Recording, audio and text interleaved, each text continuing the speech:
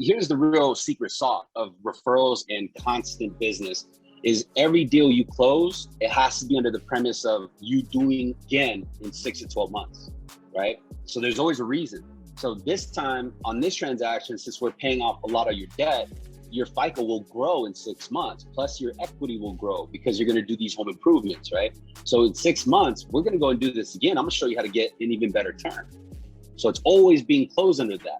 And it's gonna help them digest the rate and the fees because again, they got an out in 6 months. So if you do that right, what happens is, let's say you close 5 loans, you'll get at least half of those in 6 months again. You close 10 loans, you'll get at least half of that in 6 months again.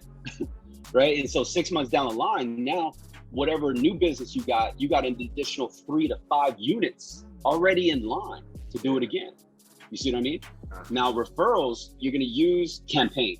So like, hey, this authorization code within your area, I do wanna bring up something to you.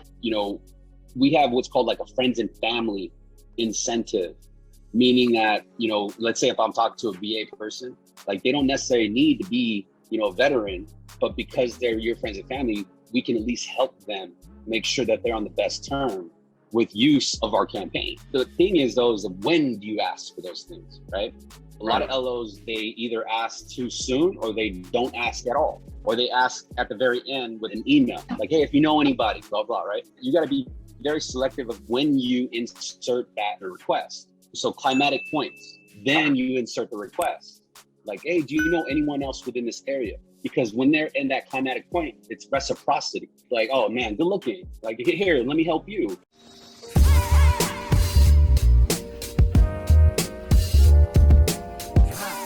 Connected to Sales Remastered.